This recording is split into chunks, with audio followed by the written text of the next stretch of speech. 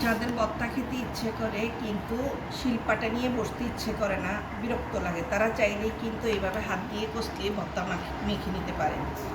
আজকে আমি এখানে ভর্তার জন্য নিয়ে নিয়েছি চিংড়ি শুটকি। আমি শুটকিগুলোকে তেলে ধুয়ে নিয়েছি। তারপর এখানে নিয়েছি বরবটি, আলু আর কাঁচামরিচ, লবণ, আর এই যে এখানে পেঁয়াজ কুচি আর ধনিয়া পাতা। তো আমি প্রথমে চিংড়ি শুটকিগুলোকে ভালো করে কচলিয়ে নিব।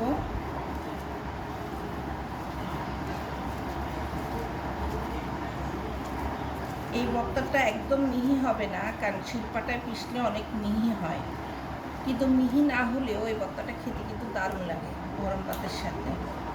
তারপর এখন এখানে দিয়ে দিব পেঁয়াজ, অর্ধেক পেঁয়াজ দিব। পেঁয়াজের শুটকিটা একটু ভালো করে মাখার জন্য এখানে একটু লবণ অ্যাড করে দিচ্ছি।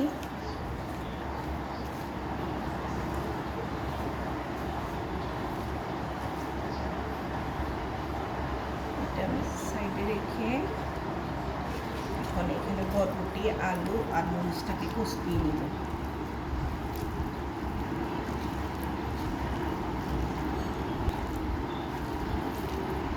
একসাথে আলু, বরবটি আর মরিচ কচড়ি নেওয়ার পরে এবারে আমি পেঁয়াজ আর শুটকিটাকেও অ্যাড করে দিচ্ছি। আমি আর একটু লবণ দিয়ে দিচ্ছি।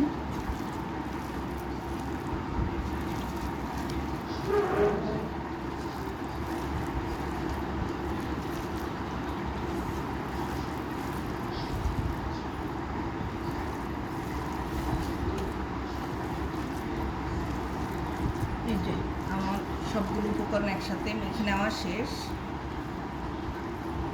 এখন আমি এর ভিতরে আরেকটু পেঁয়াজ কুচি আর ধনিয়া পাতা দিয়ে দিচ্ছি।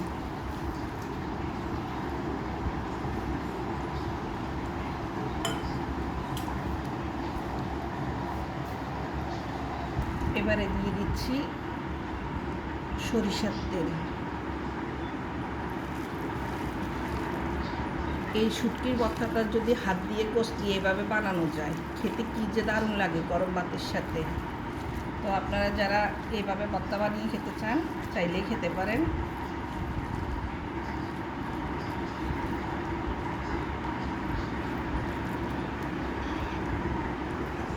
এবারে আমি আরেকটু সরিষার তেল দিয়ে দিচ্ছি।